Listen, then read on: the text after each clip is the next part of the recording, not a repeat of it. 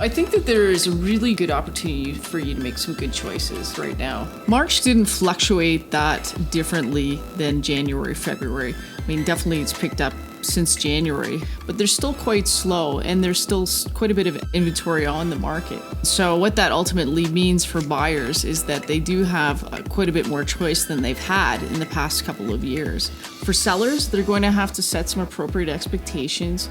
What's happening currently in their community has a great impact on that, as well as what their competition is, what type of property they're selling. All of those factors will play into what they should price their homes at and according to their current market situation. Economic conditions continue to be relatively weak in Calgary. We've seen oil prices stay relatively low. Energy employment jobs were actually scaling back, so we saw job losses in the energy sector. Now, they were offset by gains in the personal services. Those are very different types of jobs that were being created, and if that trend continues, this can have continue to have impact on our housing market moving forward. Sales activity in March continued to fall for the third consecutive month. At the end of the first quarter, we saw a 30% decline in sales, and we saw prices in the first quarter fall by 1% relative to what we had in the fourth quarter of last year. Now, while we've seen these benchmark price decreases, it's important to note that we haven't eroded all the gains that we saw last year. And this is in part reflected by the fact we had a 3% growth in year-over-year gains in pricing. Now, with that being said, it's always important to note there are differences depending on what market you're dealing with.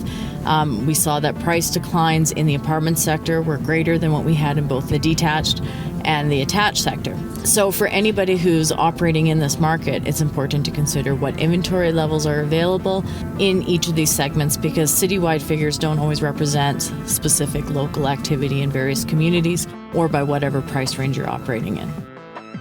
I think that there's still some opportunity for sellers and buyers to take advantage of a good market. If you're a seller that's buying, you may have over the last couple of years built some great equity in your home to be able to make those move-up choices for yourself. There's still great demand for properties under that $450,000, $400,000 price point. If you are ready to purchase, you do have your pre-approval, and if something's priced well and it's in a good community, great location, all those things, and you find the best property for you, now is a great time to be looking at buying.